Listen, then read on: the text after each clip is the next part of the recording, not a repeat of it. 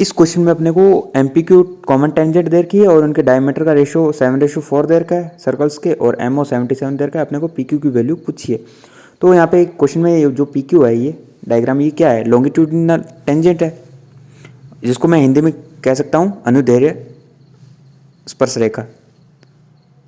ठीक है, अनुदैर्ध्य स्पर्श रेखा। यहाँ से जो इन दोनों के केंद्रों के बीच, ये देखो, ये R1 हो जाएगी रेडियस, और ये R2 रेडियस, जो कि परपेंडिकुलर होगी टेंजेंट PQ। ठीक है, और ये NO है, ये सेंटर्स के बीच की डिस्टेंस है। C1 और C2 मान लो सेंटर है, उनके बीच की डिस्टेंस है। ये क्या है, दोनों का समित होगा रेडियस का, R1 plus R2, R1 plus R2। ठीक है, तो यहाँ पे PQ का फॉर्मूला अपने जो फाइंड करने का फॉर्मूला लगा देंगे लॉन्गिट्यूडिनल टेंजेंट के लिए, वो कितना होता है, दोनों सेंटर्स के बीच की डिस्टेंस का स्क्वायर, PQ स्क्वायर बराबर C1 C2 का स्क्वायर प्लस माइनस R1 और R2 का डिफरेंस का स्क्वायर। ठीक है, यहाँ पे अपने को C1 और C2 की वैल्यू अपने को देखी है R1 प्लस R2, तो इसको मैं यहाँ पे रखूँगा तो PQ की स्क्वायर अपने को मिल जाएगी 4R1 इंटू R2। ठीक है, PQ की स्क्वायर है, ये इसकी वैल्यू है।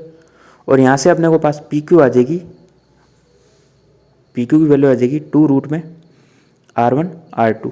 ठीक है, ये अपने को फॉर्मूले के लिए अपने को यहाँ पे R1 और R2 की वैल्यू चाहिए। ठीक है, यहाँ से मैं अब ये जो थीटा एंगल है, ये तो ट्राइंगल ले लूँगा, ट्राइंगल MPN, ये सिमिलर है ट्राइंगल MQO के। ठीक है, MQO के। यहाँ से अपने रेशो ले लेंगे सिमिलरिटी के लिए, MN रेशो अपॉन MO, और MN के लिए रेडियस है R2 और MO के लिए रेडियस है R1।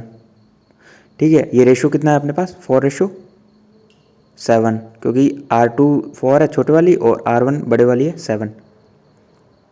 ठीक है, अपने को MO की वैल्यू दे रखी है 77, तो यहाँ से 4 की वैल्यू हो जाएगी 44। ठीक है, तो ये सारा एक बार साइड में हटा देते हैं, इसको रफ कर देते हैं, ये क्योंकि PQ की वैल्यू अपने पास 2 रूट में R1 R2 R की। ठीक है, यहाँ से MN और MO है, तो MN ये वाली डिस्टेंस है MN 44, और MO है ये वाली डिस्टेंस है 77, तो यहाँ से NO कितनी आ जाएगी, 77 माइनस 44, 33 आ जाएगी डिस्टेंस। और अपने को पास PQ की वैल्यू दे रखी है 2 रूट में R1 इंटू R2। ठीक है, तो अपने यहाँ से R1 प्लस R2 है, यही तो NO की वैल्यू है, तो ये कितनी है 33। ठीक है, और R1 और R2 का अपने पास रेशियो दे रखा है 7:4। ठीक है, तो यहाँ से 7 की वैल्यू आ जाएगी 21 और 4 की वैल्यू आ जाएगी अपने पास 12। ठीक है, तो PQ की वैल्यू कितनी आ जाएगी, 2 रूट में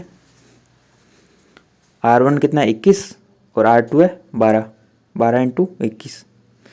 ठीक है, 21 को मैं लिख दूंगा 7 और 3, और 3 को 12 से गुणा कर दूंगा 36, जो कि 6 का स्क्वायर है, तो 6 बाहर आ जाएगा और रूट में रह जाएगा 7, तो आंसर आ जाएगा 2 इंटू 6 रूट में 7।